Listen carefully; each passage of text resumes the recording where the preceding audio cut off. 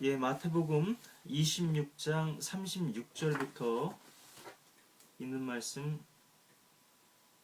46절까지 11절 같이 보겠습니다.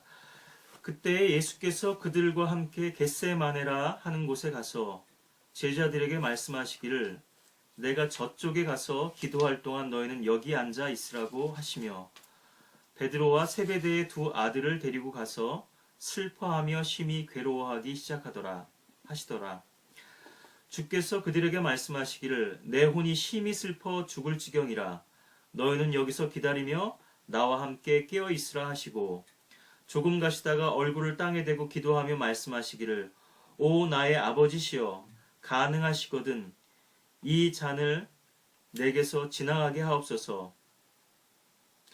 그러나 내가 원하는 대로 하지 마옵시고 아버지께서 원하시는 대로 하옵소서 하고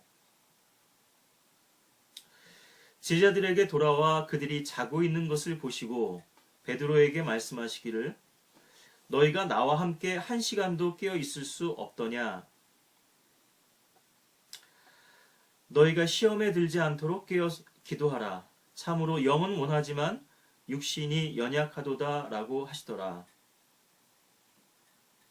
다시 두 번째로 가셔서 기도하며 말씀하시기를 오 나의 아버지시여 내가 마시지 않고는 이 잔이 내게서 지나갈 수 없다면 아버지의 뜻대로 하옵소서라고 하시고 돌아오셔서 다시 그들이 자고 있는 것을 보시니 이는 그들의 눈이 무거움이라. 주께서 그들을 떠나 다시 가셔서 같은 말씀으로 말씀하시며 세 번째로 기도하시더라. 그리고 나서 제자들에게 오셔서 말씀하시기를 이제는 자고 쉬어라. 보라, 그 시간이 가까웠으니 인자가 죄인들의 손에 넘겨지리라. 일어나라, 함께 가자. 보라, 나를 배반하는 자가 가까이 왔노라 하시더라. 예, 오늘 하나님의 말씀의 제목은 겟세마네입니다. 예, 여기 26장 36절에 겟세마네라고 하는 곳에 가서 기도를 하셨는데요. 겟세마네. 이 겟세마네는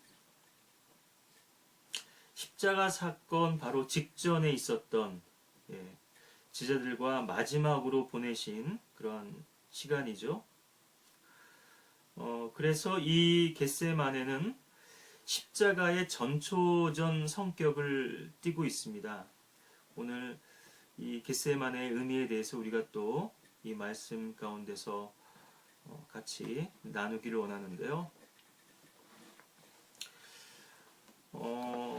깨어서 기도하라. 시험에 들지 않도록 깨어서 기도하라. 41절에 또 그렇게 지금 제자들에게 특히나 베드로와 야고보와 요한 세베대의 두 아들들과 이 베드로 시몬에게 이런 또 주문을 하고 계신데요. 너희가 나와 함께 1시간도 깨어 있을 수 없더냐? 예, 일종의 이제 기도 모임이었죠. 예, 제자들과 함께 하신 기도 모임이었는데,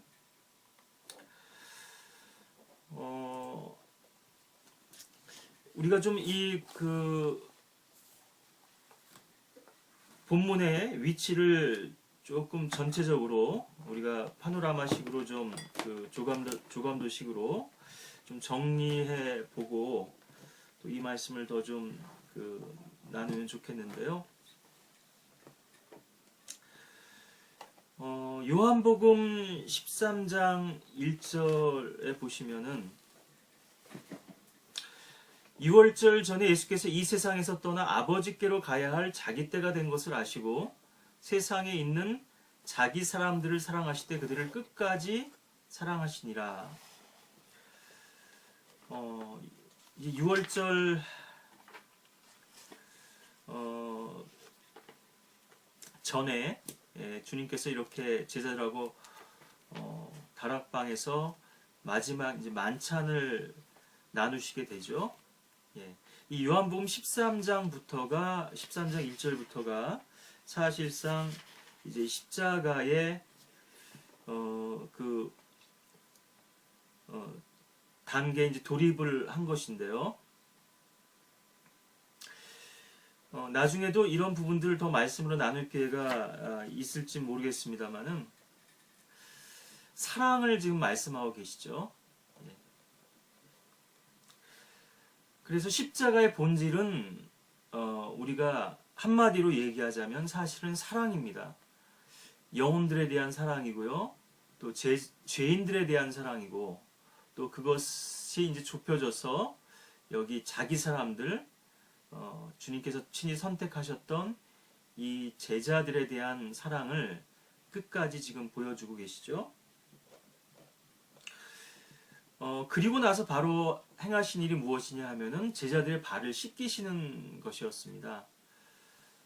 그래서 겸손과 섬김을 보여주고 계신데요. 이 겸손과 섬김이라고 하는 것은 십자가의 첫걸음이라고 그렇게 할 수가 있을 것입니다. 첫 발걸음을 떼신 건데요. 여러분들이 이 지금 장면들을 다 십자가 사건과 연결지어서 좀 이해를 하신다면 이것이 좀 더 새롭게 또 좀 남다르게 여러분들이 좀 느끼실 수가 있을 겁니다. 왜 제자들의 발을 씻기셨는가? 왜 제자들을 사랑하셨는데 끝까지 사랑하셨는가? 예수님께서는 제자들을 아셨죠. 누가 배반할 자인지도 처음부터 아셨고요.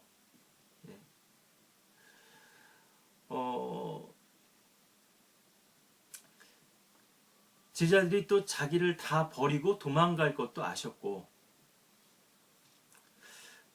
또 주님을 3번씩이나 부인할 베드로에 대해서도 알고 계셨고요. 또 천진난만한 모습으로 예수님의 품에 기대어서 만찬을 먹고 있는 사도 요한, 주께서 사랑하시던 제자, 아직은 어리고 유약한 이 제자의 모습도 주님께서는 아셨고, 또 나중의 일입니다만 예수님의 부활하신 그 모습을 보고서도 믿지 못하는, 의심하는 도마에 대해서도 알고 계셨죠. 주님에 대한 열심은 아주 뛰어났지만 아직도 혈기가 왕성하고 육신으로 자신만만했던 이 베드로, 그리고 여기에는 또 카리옷 유다가 있죠. 배신자. 그들을 끝까지 사랑하셨습니다.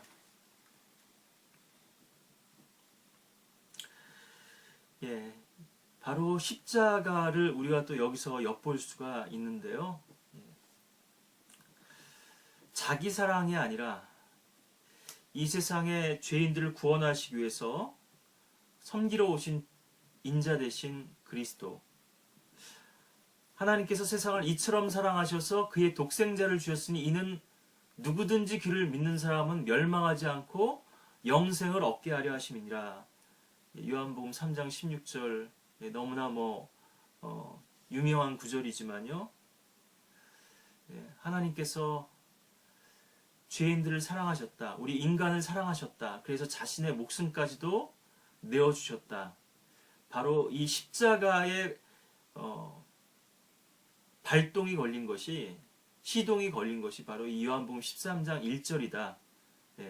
본격적으로요. 물론 예수님께서 공생애를 시작하신 것도 육신의 몸을 입고 이 땅에 오신 것 자체가 구속의 역사를 위한 그런 발걸음이지만요.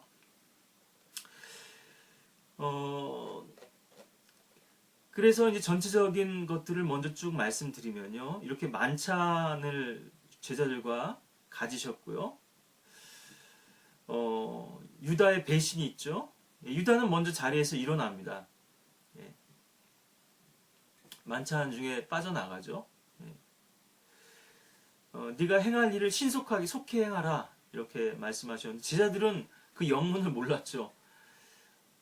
명절에 필요한 것을 사러 가라고 하시는 건지, 가난한 자들을 위해서 필요한 것을 준비하라고 하신 건지, 무슨 영문이고 의미인지를 전혀 몰랐죠. 그만큼 제자들은 지금 상황 파악이나 분위기 파악이 지금 안 되고 있는데요. 네. 제자들은 예수님께서 행하시는 그 많은 기적과 역사들을 현장에서 직접 목격한 사람들입니다. 그러니까 당연히 십자가라고 하는 이 현실감이 부족할 수밖에 없어요. 주님께서 행하신 역사로만 본다면 이분은 하나님이시고 보좌에 앉으셔야 할 분들이고 우리도 그 보좌에 같이 앉아서 통치해야 될 자들인데 그분께서 죽으셔야 한다는 거, 십자가를 지셔야 한다는 거, 말씀은 하시지만 제자들은 아직 이것에 대한 실감이 없거든요. 그렇기 때문에 이런 좀 주님께서 하신 말씀과 또 주님께서 지금 십자가를 향해서 나아가시는 이 발걸음과 제자들의 지금 말이나 행동, 이 모든 것들이 지금 어찌 보면은 전혀 별개의 세상이라고 할 만큼요. 서로 따로 놀고 있죠.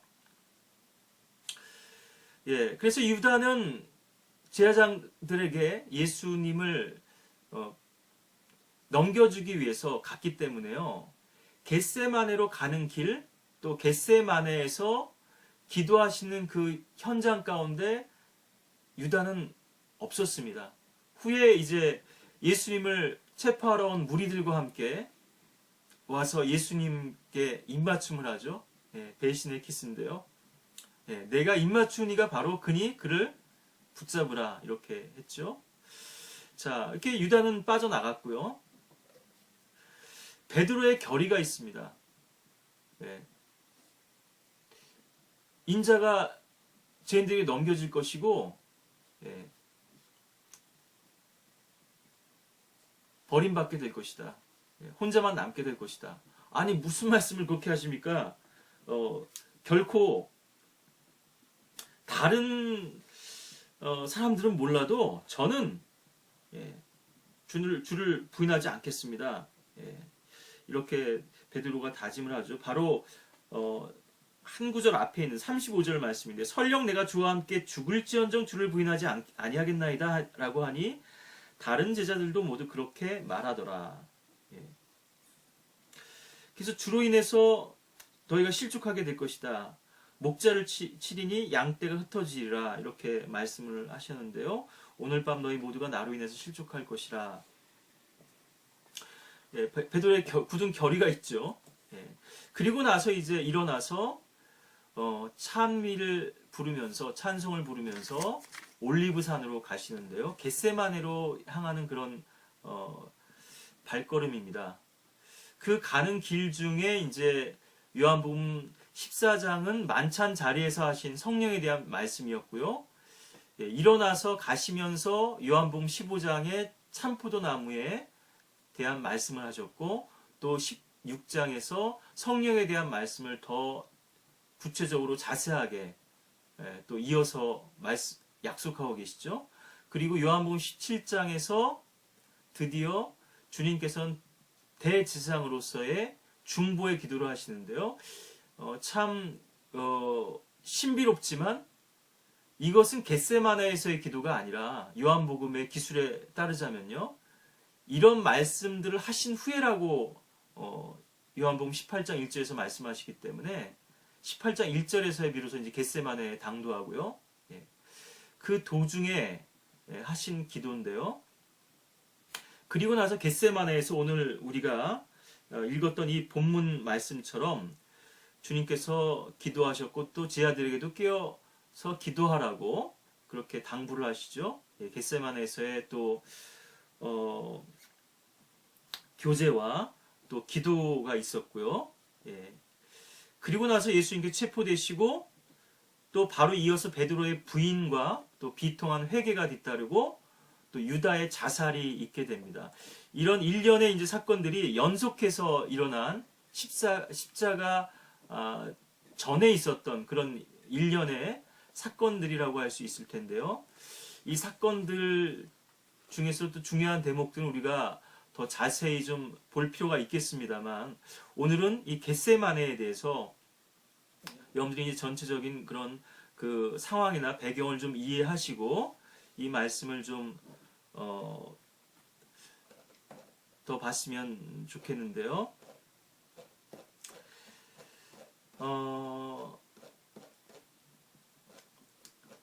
자, 이 겟세마네 장면은 요한복음을 제외한 마태, 마가, 누가 공간복음에 다 나와 있습니다. 희한하죠? 요한복음에는 이 겟세마네의 기도가 없거든요. 예. 그렇기 때문에 이 요한복음 17장의 대제사장의 기도를 겟세마네의 기도라고 이제 오해할 수도 있겠습니다만 기도의 내용이 전혀 다르죠. 예. 겟세마네에서는 내 혼이 슬퍼 심히 슬퍼 죽을 지경이라 이렇게 고뇌 가운데 기도하신 것이고요. 요한복음 17장의 대제사장의 기도는 그분의 이 지상사역 대제사장으로서의 중보사역을 우리들에게 대변해주는 그러한 이제 기도인데요. 좀 의미가 좀 다르죠. 성경의 이제 복음서에 보면 이 오늘 마태복음 26장 36절하고 마가복음 14장 32절에 이 겟세마네라고 하는 이 지명이 딱 두 번 나오고 있거든요. 우리가 뭐 시작할 때 찬송가 271장 예수 나를 오라 하네 겟세마네 동산까지 또 피땀 흘린 동산까지 이런 찬송도 불렀지만요. 그래서 요한복음 17장 1절에 보시면 예수께서 이러한 말씀들을 하시고 눈을 들어 하늘을 보시고 말씀하시기를 아버지시여 때가 왔나이다. 아버지의 아들을 영화롭게 하셔서 아들로 아버지를 영화롭게 하게 하옵소서. 아까 우리 요한복음 13장 1절에서도 아버지께로 가야 할 자기 때가 된 것을 아시고 계속 하나님의 시간표에 따라서 그 주님의 때에 따라서 지금 발걸음을 재촉하시고 또 움직이고 계신 것을 우리가 확인할 수 있는데요. 그리고 18장 1절에 보시면 예수께서 이런 말씀들을 하신 후 제자들과 함께 케드론 시내 건너편으로 가시더라. 거기에 동산이 있는데 주와 주의 제자들이 들어가더라. 주를 배반한 유다도 그 장소를 알고 있었으니 이는 예수께서 자주 그곳으로 제자들과 함께 다니셨기 때문이라. 지난번에도 이 그 리조트라고 하는 단어의 의미를 말씀드리면서 자주 찾는 곳, 그것이 이제 결국 명소가 된 것인데요. 관광지가 되고 영적인 명소, 영적으로 자주 우리가 발걸음 옮겨 찾는 곳은 좀 의미가 다르겠죠. 예수님께서 제자들과 자주 가셨던 곳이 바로 이 겟세마네였는데요. 여기선 요한복음 18장 1절에서는 그 이름은 나와 있지 않습니다만 케드론 시내 건너편이라고 그 위치가 나와 있고요. 동산이라고 설명이 되고 있고요. 여러분들 잘 아시다시피 이 동산은 에덴과 연결이 되고 또 예수님께서 부활하셨을 때 동산지기로 또 오인이 됐었죠. 막달라 마리아에게. 예수님의 무덤이 있는 것도 또 동산이었죠. 계속 이 동산이 연결되고 있는데요. 예수님의 이제 이 구속사역과 관련해서 창세기 3장에 나와 있던 에덴은 인간들이 첫사람 아담이 실패하고 범죄했던 죄가 시작된 곳이었다면요. 그래서 여자의 씨를 통해서 이 죄 문제를 해결하시기 위해서 하나님께서 어떠한 또 구속의 드라마와 역사를 펼치실지 하는 것들이 또 암시되어 있기도 한데 바로 그 동산을 회복하시기 위해서 낙원을 회복하시기 위해서 제자들과는 이 겟세마네라고 하는 곳에서 그 영적인 기쁨과 환희와 만족, 평안 바로 그 시간들을 제자들에게 맛보게 해주셨고요. 이 지상에서는 주님과 함께하고 있는 곳이 바로 낙원이겠죠. 저와 여러분들은 주님께서 이제 영으로 성령으로 우리 안에 내주하고 계시지만요. 제자들은 주님과 함께 같이 걸었고 같이 또 여행을 했고 복음을 전했고 주님께서 전하신 말씀을 듣고 그 모든 기적과 역사 현장 속에 그들이 증인으로서 목격자로서 있었지만요. 예, 함께 주님과 함께 고난을 당하고 함께 노숙을 하고요. 바로 이 겟세마네는 주님께서 명절에 예루살렘에 오셨을 때 주무시던 곳입니다. 제자들과 가장 많은 시간들을 보낸 이제 곳이기도 한데요.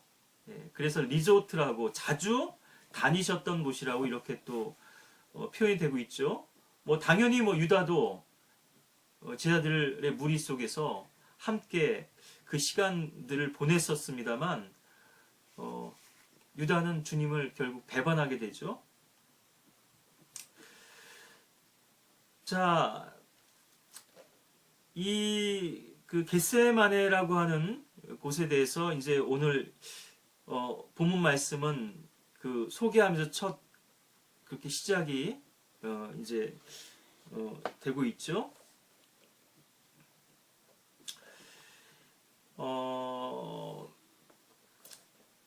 이 겟세마네를 좀 제가 지리적 위치를 좀 더 설명드리는 게 좋을 것 같은데요.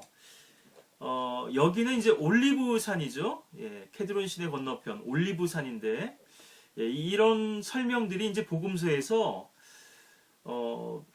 다 이제 단편적으로 나와 있기 때문에요. 이런 부분들을 좀 취합해야지만 우리가 이제 완성된 그림, 전체적인 좀 윤곽을 잡을 수가 있겠죠.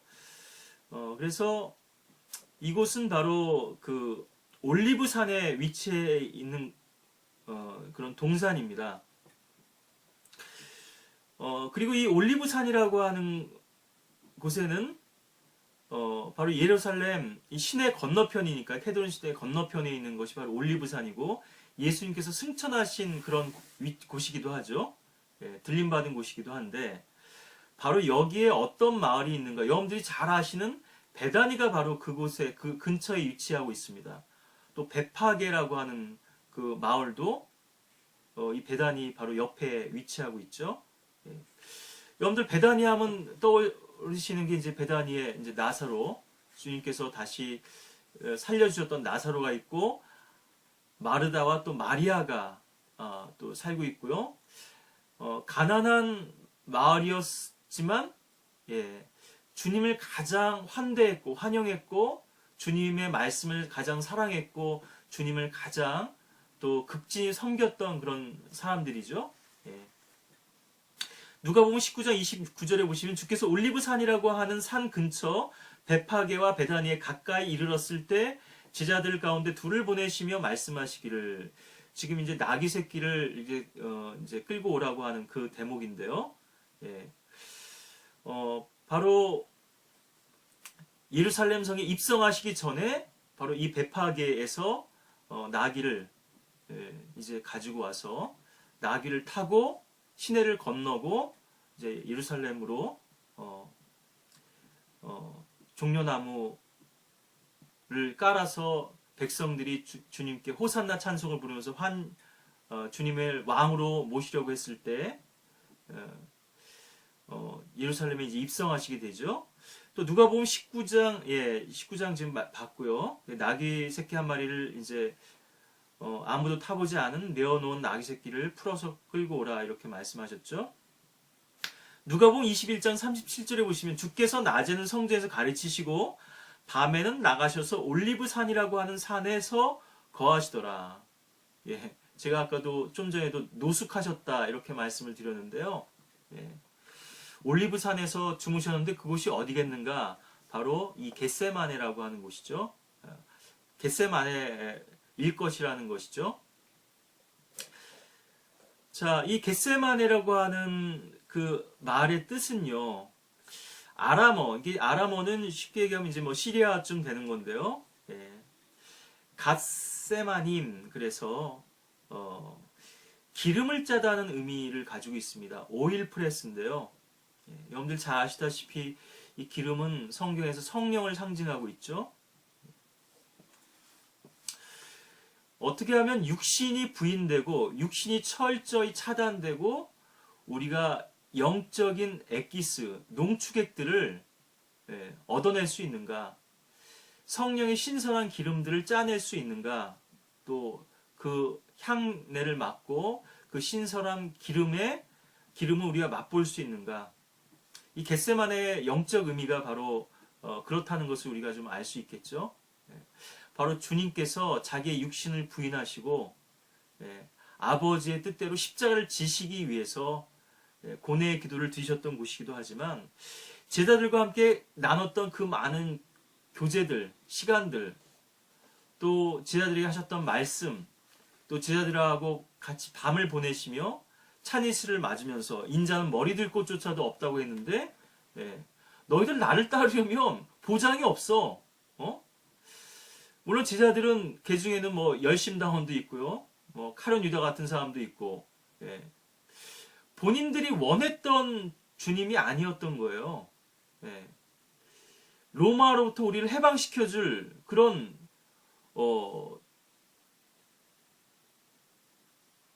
일테면은 봉기를 할 수 있는, 구테타를 일으킬 수 있는 그런 중심에 설 수 있는 인물을 원했는지 모르죠. 뭐 오늘 또 뭐 대선 주자에서 사퇴하신 분도 있는데요. 동상이몽이었던 건데요. 주님께서 그들에게 계속해서 말씀하신 것은 사실 십자가였습니다. 일찍부터 말씀하셨고, 또 6월절이 가까우면서부터 더 자주 말씀하셨죠. 그러니까 베다니의 마리아 같은 경우는 주님의 죽으심을 예비하게 됐던 것인데요. 그 말씀에 따라서 계속해서 아버지의 뜻대로 사는 삶, 그분께서 이 지상에 오신 목적을 완수하시기 위해서 성령의 그런 역사와 그분의 거룩하신 그 뜻을 이루고자 하시는 그런 삶이었던 건데요. 여러분들 뭐 아마 올리브였을 겁니다. 뭐 산도 올리브산이잖아요. 아마 실제적으로 그곳에서 그렇게 기름을 짜는 올리브 기름을 짜는 그런 수확이 있었으리라고도 이제 생각이 되는데요. 올리브 열매를 넣고 뭐 올리브유 엑스트라 버진 이렇게 압착해 가지고요. 기름을 짜내죠. 그래서 그것을 식용으로도 쓰고, 또 뭐 뉴트로지나 같은 데서는 또 뭐 이렇게 몸에 바르는 베이비 오일로도 이렇게 또 판매를 하고 쓰기도 합니다만, 이 올리브라고 하는 생명을 의미하는 이 열매를 짜서 그 찌꺼기를 버리고 남은 그 기름이 결국 성령의 이런 역사를, 순결한 역사를 우리들에게 나타내 주는 것인데요. 짜고 또 뒤틀어서 찌꺼기는 다 버리고 그 기름만을 쓸 수 있는 거죠. 바로 그런 의미를 가진 곳이 바로 이 겟세마네인데요. 뭐 이곳에 이제 울타리가 쳐져 있었다고 하는 뭐 그런 얘기도 있고요. 뭐 성경 안에서 우리가 확인할 수 있는 그런 내용은 아닙니다만, 솔로몬의 노래 4장 12절에 보시면 나의 누이 나의 신부는 잠겨진 동산이요, 가든 인 클로즈드 이렇게 돼 있죠. 울타리가 쳐져 있다, 이제 그런 의미일 텐데요. 닫혀진 우물이며 봉해진 샘이로다. 지난번에 잠언에서도 이 우물과 샘에 대해 의미에 대해서도 좀 말씀드린 바 있는데요.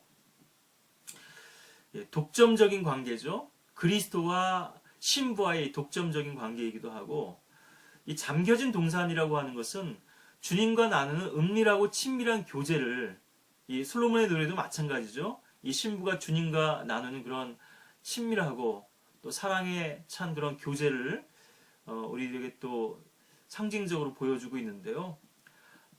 이곳은 누구나 다 참여할 수 있는 그런 자리가 아니죠. 이 겟세마네라고 하는 이 주님과의 교제는요. 제가 바깥들과 성소와 지성소 계속 이렇게 강조해서 말씀드립니다만, 예수님의 제자들도 12제자가 있고요. 또 70명의 사도가 있었고 또 120명의 제자들이 있죠. 그리고 이 12명의 제자들 가운데서도 이너서클, 핵심 멤버라고 할 수 있는 베드로와 야고보와 요한, 바로 이 겟세마네에서도 주님께서 이 세 사람을 따로 데리고 가셔서 그들을 거기에서 기다리라고 하시고 또 돌 던지면 닿을 만한 거리로 가서 기도를 하셨죠. 다 이 영적 위치가 다르단 말이에요. 그리고 베드로의 실패, 또 주님께서 잡히셨을 때 따라가죠. 베드로가 멀찍이 따라가는데요. 또 거기는 대제사장과 아는 사이였던 사도 요한도 따라가고요.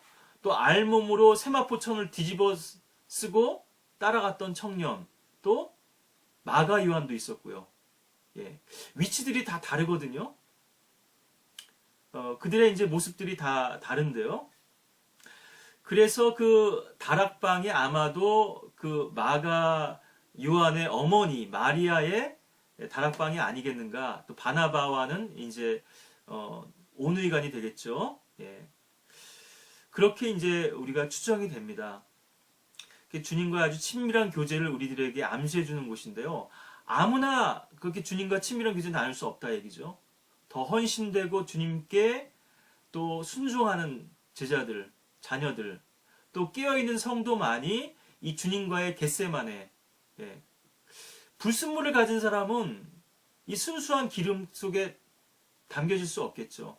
같이 섞일 수가 없겠죠. 다 걸러내야 되죠. 필터로. 찌꺼기들은 다 이제 걸러내야 되고요. 오직 압축기에 짜낸 기름만이, 순전한 기름만이 이런 영적인 친밀한 교제와 사랑을 나눌 수가 있을 텐데요. 자, 이곳은 아까도 말씀드렸다시피 동산이고요. 키드론 시내 건너편에 있는데, 이곳은 주님께서 예루살렘을 방문하셨을 때 습관적으로 자주 가서 머무셨던 곳이었습니다. 아까도 제가 뭐 누가복음 말씀 이렇게 말씀드렸습니다만은 22장 39절에도 누가복음 22장 39절에도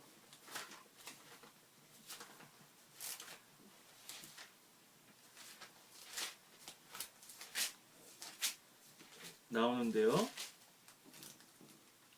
주께서 나가시어 늘 하시던 대로 올리브 산으로 가시니 제자들도 주를 따라가더라. 늘 하시던 대로 명절에 오셨을 때마다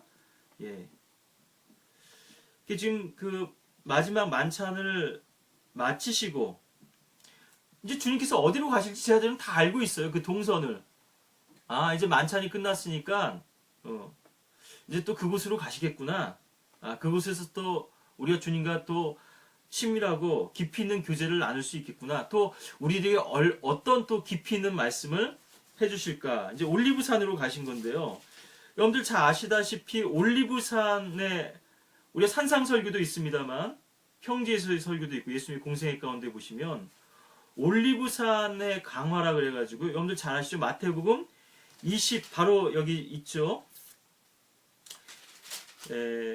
뭐 이 명절에 이제 오셨을 때니까요. 바로 그 지금 같은 시간 같은 날은 아닙니다만 마태복음 24장 1절에 보시면 예수께서 나가서 성전에서 떠나시자 제 아들이 성전의 건물들을 주께 보여드리려고 나아오니 이렇게 시작이 되죠. 그래서 이제 이 성전이 파괴될 것을 말씀하셨고 24장 3절에 보면 주께서 올리브산 위에 앉으셨을 때 제 아들이 조용히 나와서 말씀드리기를 언제 이런 일이 있겠으며 주께서 오실 표적과 세상 끝의 표적이 어떤 것인지 우리에게 말씀해 주소서라고 하니 지금 여기서는 무리들에게 말씀하신 것이 아니고요. 제자들에게만 말씀하신 거거든요. 바로 이곳이 겟세마네일 그런 가능성이 높겠죠. 이 올리브산 위라고 하는 곳이요. 어찌 보면 이건 비밀이잖아요. 은밀한 얘기라고요. 이걸 모든 사람에게 다 말씀하신 것이 아니라 제자들에게, 사랑하는 사람에게, 아끼는 사람에게 소중한 것들을 이제 나누기를 원하셨던 것이죠. 제자들은 주님께서 어디로 향하실지, 어떻게 움직이실지를 예상할 수 있을 만큼 늘 이렇게 습관에 따라서 행하셨죠. 또 안식일 날에는 또 회당에 들어가서 성경을 읽고 또 그렇게 말씀을 선포하신 것도 다 습관에 따라서 하신 것이고요. 우리가 영적인 습관, 또 좋은 그런 습관을 갖는다는 건 참 의미가 있죠. 이것은 우리로 하여금 주님께서 정하신 궤도에서부터 이탈하지 않게 합니다. 그렇지만 이 궤도라고 하는 것이요, 우리가 기계적으로 그냥 아무 생각 없이 일상적으로 반복하는 그런 발걸음은 아니거든요. 궤도는 일정하지만 그 안에서 우리는 늘 새로운 마음, 날마다 또 새로운 영으로서 주님과 동행하는 것인데요. 저도 이렇게 뭐 자주 찾는 곳이 있습니다만, 주님과 개인적으로 더 친밀하게 교제하고 또 주님께 교회한 영으로 다가가고 주님의 음성을 더 귀를 기울이고 주님의 인도하심을 또 구하는 그런 곳들이 있습니다만, 우리의 영이 참 그 고요한 영이 되면요, 때로는 우리가 눈을 뜨고도 주님과 교제하고 기도할 수도 있죠. 공원 벤치에 앉아서 바닥에 기어다니는 개미들이 다 눈에 들어올 정도로요, 아주 그만큼 영이 더 또렷해지고 집중력이 더 이렇게 배가 되는 걸 알 수가 있거든요. 한눈에 싹 들어오면서 마치 개미들을 다 헤아릴 수 있을 만큼요, 너무나 뚜렷하고 분명하게 주님께서 우리에게 보여주시고 또 인도해 주시고 또 주님과 더 그렇게 밀착돼서 친밀하게 교제를 나눌 수 있도록 이렇게 하시기도 하는데요. 자, 올리브산에 바로 위치해 있었다고 하는 거, 바로 그곳에서 주님께서는 또 저희가 많은 시간들을 보내셨는데, 너무나 많은 그러한 추억들이 있겠죠. 너무나 많은 또 사랑들이 그런 주님께서 보여주셨던 그런 제자들에 대한 사랑들이 묻어있는 그런 또 추억의 공간이기도 하고요. 이 부분도 지금 제가 말씀드리려고 하는 부분도 성경 안에서는 확증되는 것은 아닙니다만, 아마도 이 겟세마네가 아까 봉해진 그 동산이다, 이런 말씀도 제가 말씀을 드렸는데요. 그게 사유지였다는 의미가 되겠죠. 그래서 아마도 마가 요한의 어머니 마리아가 소유주가 아니었겠는가, 그렇게 이제 추정이 됩니다. 아마 좀 더 부유했던 것 같죠. 그래서 그곳에 들어가서 이용할 수 있는 그런 특별한 권리가 예수님과 제자들에게 주어지지 않았나, 뭐 이렇게도 또 추정하는 또 분들도 있습니다만, 자, 그렇게 해서 이 그 겟세만의 위치, 또 올리브산, 또 베다니, 또 성장과 가까웠고요, 키드론 시내라고 하는 그것을 사이에 두고 있었던 이 곳이 얼마나 주님께는 각별한 곳이었는가. 바로 이곳은 주님께서 십자가에 못 박히셨던 갈보리, 골고다하고도 그렇게 멀지 않은 곳이죠. 참 많은 것들을 주님께서는 다 아셨잖아요, 미리. 내가 이제 이번 명절이면 저기서 이제 죽어야 될 텐데, 제 아들은 뭐 천지단만 아이들처럼 전혀 뭐 그런 것들을 모르고 있죠. 바로 내가 저기서 죽어야 되는데, 그 죽음을 예비하시던 곳이 바로 이 겟세마나였던 것이죠. 자, 오늘 이 본문 말씀 가운데서 이제 뭐 제가 전반적인 설명들은 많이 드린 것 같고요. 여러분들이 아시다시피 베드로도 3번씩이나 주님을 부인했지만요, 주님께서도 여기 3번씩이나 이렇게 기도를 하시는 장면을 우리가 보게 되죠. 예, 여러분들 이 장면을 어떻게 좀 이해하실지 모르겠습니다만은 많은 부분들이 이제 비교가 되죠. 예수님의 3번의 기도와 베드로의 3번의 부인. 예. 그리고 주님께서는 베드로에게 미리 경고를 하셨죠. 저는 결코 주님을 버리지 않겠나이다 이렇게라고 했더니요. 예. 주님께서는 베드로에게 미리 이 부분을 경고를 하셨거든요. 우리 누가복음에 보면 이런 대목들이 나오는데요. 예. 시몬아 시몬아, 예. 보라 사탄이 너를 밀처럼 키질하려고 찾았느니라. 누가복음 22장 31절에 보시면은 예. 이렇게 경고를 하고 계십니다. 예. 이 부분도 좀 더 찾아보고 하면 좋겠는데요. 그러나 내 믿음이 약해지지 않도록 내가 너를 위하여 기도하였으니 내가 회심하게 되면 내 형제들을 굳게 하라고 하시니라.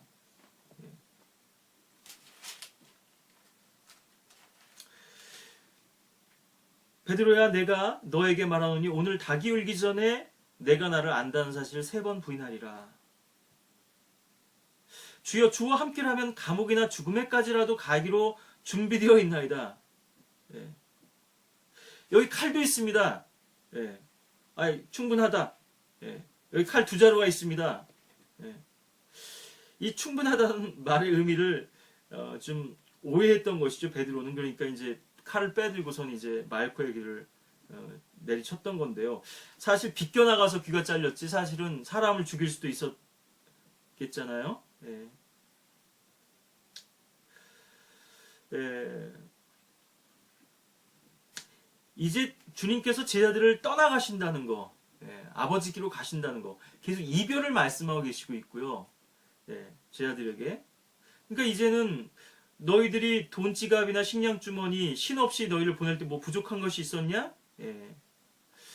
그러나 이제는 돈 지갑이 있는 사람은 가지고 식량 주머니도 마찬가지요. 또 칼이 없는 사람은 자기 겉옷을 팔아서라도 살지니라. 지금 누가복음 22장 31절 이하에 있는 말씀 제가 36절까지 쭉 이제 중간중간 이렇게 여러분들에게 읽어드렸는데요. 이별이고요. 이 이별은 결국 십자가, 죽음, 예수 그리스도의 죽음으로 인해서 이제 이런 이별과 상실이 있게 되는 것인데, 주님께서 육신의 몸을 입고 그들과 함께 이제 거하실 수 없다는 것이죠. 베드로에게 이렇게 경고를 하시죠. 지난번에도 우리가 말 거머리에 두 딸에서 주소서 한다고 했는데요. 2번씩이나. 예. 주여 주여 선생님 다 부정적이라 문맥이라고 말씀드렸는데요. 반면에 주님께서 2번 부르실 때가 있죠. 예. 아브라함아. 예. 야곱아. 예. 시몬아. 이런 경우들이 이제 많이 성경에 나오는데요. 자, 주님께서 2번 말씀하실 땐 참 중요한 거 아니겠어요? 네. 2번 불렀어요. 1번 불러도 주목하고 집중을 해야 될 텐데요. 2번 불렀어요. 너 정신 바짝 차려 이거 아니겠어요? 네. 정말 중요하니까, 정말 심각하니까, 예, 그런 중대한 상황이니까 이렇게 말씀하셨을 텐데요. 베드로는 자신만만했죠. 그런데 예. 사탄이 널 지금 타깃으로 삼고 있다. 널 지금 넘어뜨리려고 지금 준비하고 있다. 내가 너를 위해서 기도하고 있다. 응? 네가 시험을 잘 이겨낼 수 있도록, 믿음을 약해지지 않도록. 바로 겟세마네로 가시는 중에 이제 아마 이제 식탁 자리에서 하신 말씀 같은데요. 예. 하신 말씀인데, 근데 겟세마네 가서 베드로는 잠들었거든요. 여러 가지를 또 우리들에게 시사해주고 있죠. 주님께서는 고뇌 속에서 땀이 큰 핏방울처럼 되어 땅에 떨어질 정도로 기도하시고 또 심지어 천사가 와서 주께 힘을 돋워 드렸는데요. 자, 베드로의 그런 결의와 각오는 간데없이 사라지고, 베드로, 야고보, 요한 지금 잠들고 말죠. 아마 뭐 피곤해서 그럴 수 있죠.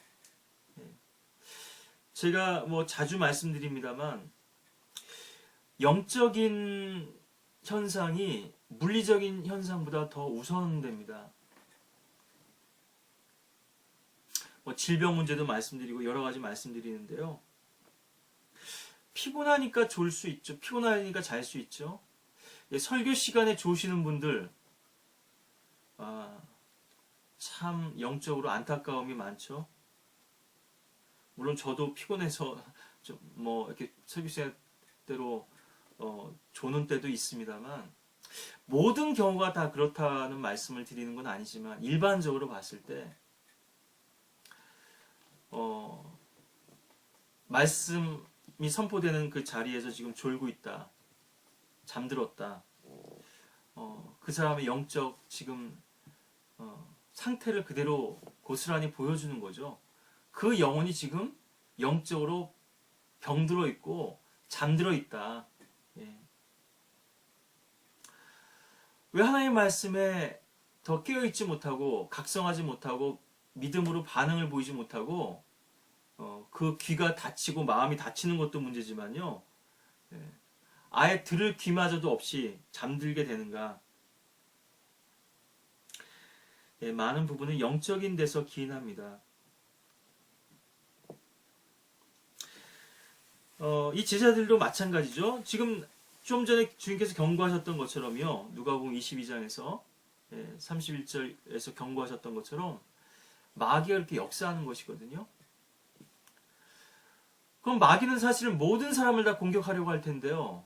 그럼 누구는 졸거나 잠들게 되고 어떤 사람은 깨어있는 것인가? 비록 몸은 피곤하더라도 각성하려고 하는 사람이 있고요. 깨어있으려는 하는 사람이 있고 어떤 사람은 그 잠을 즐기죠. 저 설교 말씀 따분하고 지루한데 어떻게든지 시간을 좀 때우고 빨리 이제 예배가 끝나고 좀 갔으면 좋겠는데 예배당 문 밖에 나가서 담배도 한 대 피고 내가 하고 싶은 대로 좀 마음껏 좀 그렇게 하고 싶은데 그런 마음이 이제 마귀에게 이제 마귀의 손을 잡게 되는 것이죠. 주님께서 이렇게 경고도 하셨고 또 나와 함께 깨어서 기도하라고도 이렇게 말씀하시고요. 나와 함께 한 시간도 깨어 있을 수 없더냐? 네가 나를 위해서 죽을 수도 있고 감옥에도 가겠다고 하더니 나를 위해서 한 시간도 깨어 있을 수 없더냐? 베드로에게 말씀하시거든요. 여기 오늘 본문 말씀 마태복음 26장 40절에 보시면요. 제자들에게 돌아와 아마 베드로, 야고보, 요한이었겠죠. 그들이 자고 있는 것을 보시고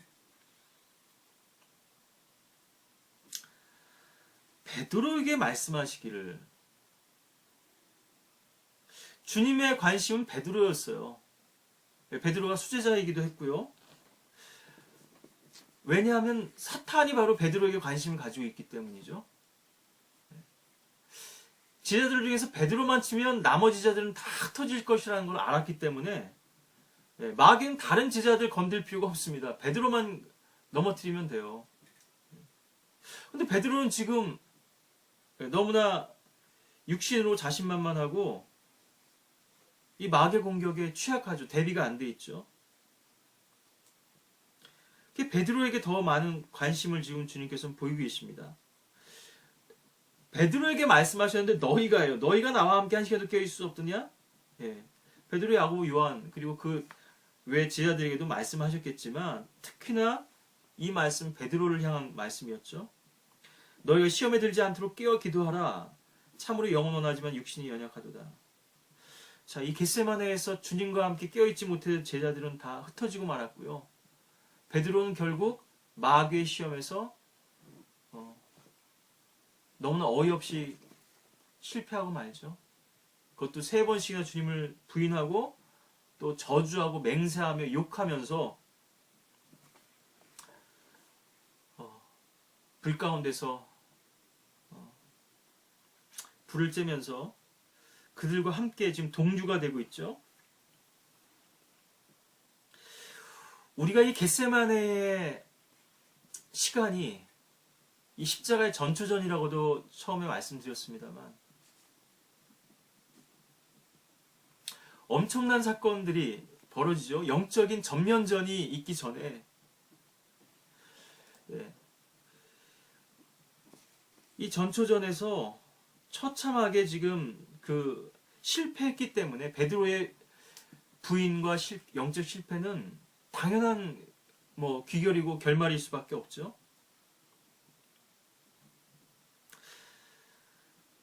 겟세마네에서 주님과 함께 깨어있지 못하고 자기 육신이 부인되지 못하고 자기 육신의 힘을 의지해서 어떻게든지 예수님을 지켜보려고 하고 예수님을 십자가의 길을 가지 못하도록 막고 방해하고 이 겟세마네의 의미를 철저히 배우지 못했던 거죠. 이 베드로는요. 저와 여러분도 베드로보다 더 나은 사람들이 아니죠. 베드로보다도 훨씬 부족한 사람들 아니겠어요? 아마 베드로의 신발끈을 묶는 것도 아마 우리는 부족할 겁니다. 침례 요한이 예수님의 신들매도 감당할 수 없다고도 이렇게 얘기하는데요. 물론 카톨릭에서 얘기하듯이 베드로가 초대 교황이고 성인이고 성자기 때문이 아니라 베드로의 이 열심, 주님을 향한 이 사랑만큼 그 비교해 본다면 저와 여러분들은 참 한참 못 미치는 사람들일 텐데요. 베드로가 이렇게 철저히 실패하고 넘어졌다면 저와 여러분들은 더 자주 넘어지고 실패할 수밖에 없는 존재가 아니겠습니까? 그래서 겟세마네의 이 현장으로 가서 주님과 함께 이 기름을 짜듯이 우리의 육신을 부인하는 법을 철저히 배우지 못하고 성령의 능력을 의지하고 성령의 역사를 우리가 경험하는 그러한 영적 체험들이 우리의 삶 가운데 날마다 영적 경건으로서 행해지지 않고 또 쌓여지지 않는다면요. 우리의 실패는 불보듯 뻔한 것이죠. 우리가 져야 할 십자가를 우리는 감당할 능력이 없습니다. 우리의 힘과 능력으로는요. 자, 주님께서 42절에 보면 두 번째로도 또 기도하시죠. 다시 돌아오셨는데 그들은 눈이 무거워서 잠들어 있습니다. 이번에는 깨우지도 않으셨던 것 같아요. 얼마나 이 주님의 다시 기도하러 돌아가시는 이 발걸음이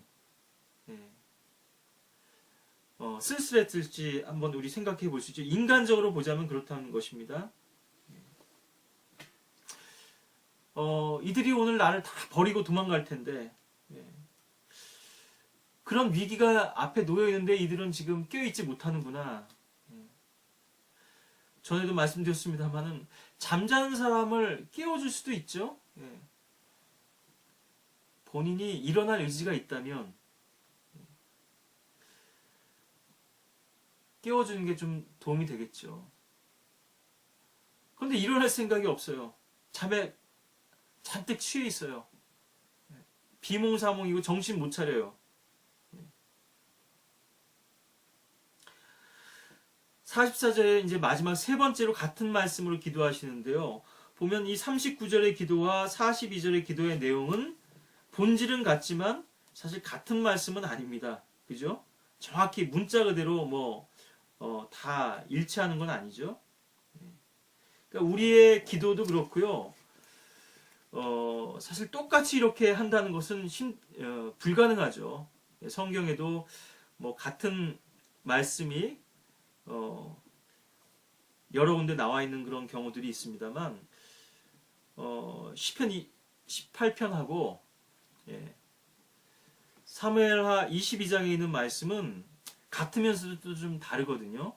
복음서의 기록도 마찬가지죠. 우리가 또 같은 설교자로서 보자면 같은 설교를 또 뭐 두 번, 세 번 할 수도 있죠. 같은 본문과 같은 주제로 설교한다는 말씀이죠. 그렇지만 뭐 그것이 활자 그대로 우리가 원고 그대로 다 있는 그런 설교는 아니니까요. 뭐 똑같은 설교가 될 수는 없습니다. 같은 취지로 같은 그런 맥락에서 그렇게 기도하고 또 설교하는 것이죠. 자, 이제 주님께서는 제자들에게 말씀하십니다. 이젠 자고 쉬어라. 보라, 그 시간이 가까웠으니 인자가 죄인들의 손에 넘겨지리라. 일어나라, 함께 가자. 나를 배반하는 자가 가까이 왔노라. 여러분 좀 이상하죠? 45절에서는 자고 쉬어라 그러면서 또 46절에 일어나서 함께 가자 이렇게 말씀하시거든요.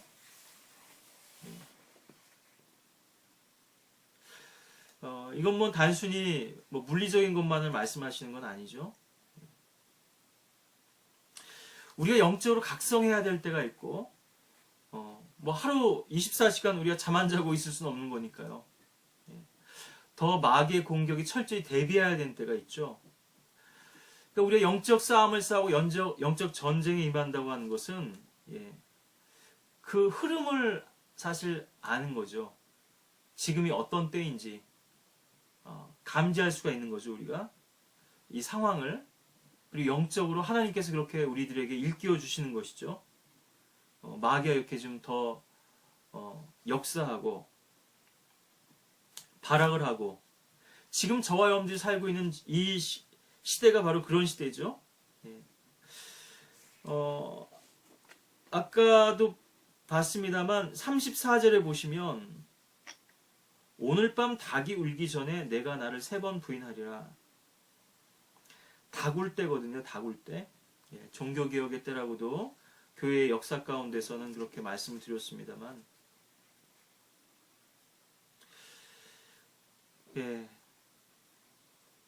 깨어 있어야 할 때인데 우리가 깨어 있지 못하기 때문에 결국 주님을 부인하게 되죠. 베드로가 주님을 3번 부인하는 이 상황과 시점이 닭이 울 때잖아요. 지금 이 마지막 때에는 성도들의 믿음과 또 각성과 경성이 필요한 때이기도 합니다만, 반면에 그만큼 많은 성도들이 주님을 부인하고 세상으로 가고 이 믿음을 저버리는 시대이기도 하죠. 참 역설적이죠. 성도들이 가장 깨어 있어야 할 그 시간인데요. 이 닭울 때라고 하는 것은요, 여러분들이 이제 뭐 성경에도 파수꾼도 나오고 합니다만 가장 졸린 시간이에요. 가장 취약한 시간이죠. 그러니까는 우리 뭐 한국 전쟁도 뭐 북한 분이 쳐들어온 게 바로 그 시간대죠. 그것도 일요일 날 새벽에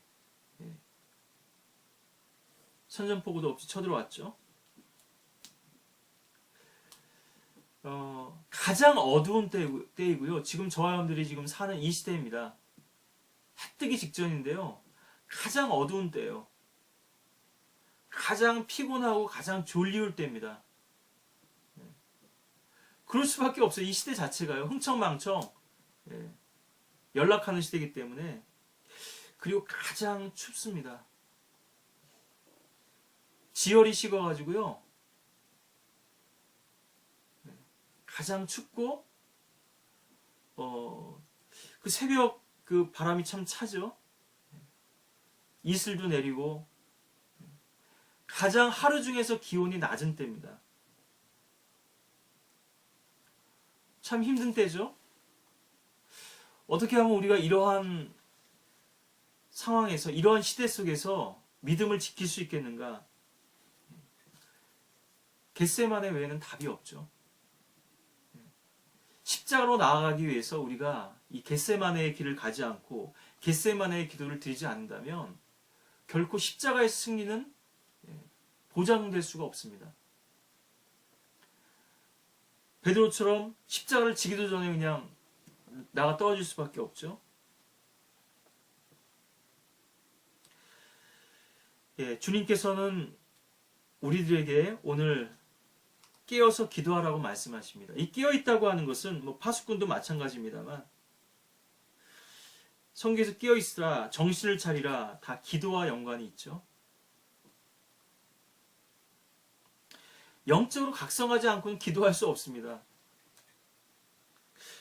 여러 가지 의미가 있겠습니다만 나의 육신의 필요에 충실한 상태에서 우리는 기도할 수 없어요. 나의 욕망에 가득 차 있는데 기도할 수 없습니다. 깨어서 정신을 차려야죠. 쾌락과 욕망의 잠에 빠져 있는데 주님께 기도할 수 없죠. 그리고 이 시대의 흐름 속에서, 시류 속에서 그냥 표류하고 떠내려가고 있는데, 배교하고 있는데, 기도할 수 없죠. 주님과 함께 깨어 있을 때에만 우리는 기도할 수 있고, 우리의 믿음을 지킬 수 있고, 또 아버지에 따라서 순종하는 주님의 기도를 우리의 또 기도로서 또 고백할 수 있겠죠. 나의 뜻대로 하지 마옵시고 아버지의 뜻대로, 나의 원대로 마옵시고 아버지의 원하시는 대로 하옵소서. 말로는 드리기 쉬운 기도죠. 참 립서비스로는 참 좋은 기도입니다. 하지만 실제 우리가 그러한 삶을 살기 위해서는 주님과 함께 깨어 있어야 되겠죠. 우리를 유혹하고 우리를 넘어뜨리려는 마귀의 많은 시도와 공격이 너무나 많이 노출되어 있는 시대인데요. 주님과 함께 깨어서 아버지께 이 겟세마네의 기도로 우리가 함께 주님의 이 십자가의 길을 준비하고 이 십자가의 전초전이라고 할 수 있는 이 겟세마네에서 주님께서는 승리하셨기 때문에 이미 십자가의 승리는 보장돼 있었던 것이죠. 주님께서는 처음부터 끝까지 다 이 아버지의 뜻에 순종하는 삶을, 또 그런 발걸음을 걸어오셨습니다만 저와 여러분들이 십자가의 길에서 승리하기 위해서, 또 십자가에서 주님의 부활의 능력에 동참하고 주님의 생명의 풍성함을 맛보기 위해서 오늘 또 이 시간 마귀의 공격을 분쇄하는 이 영적 기도로서 겟세마네의 이 기름을 짜는 주님의 이 고뇌의 기도 속에 또 함께 동참하는, 동행하는 그런 제자들이 되기를 바랍니다.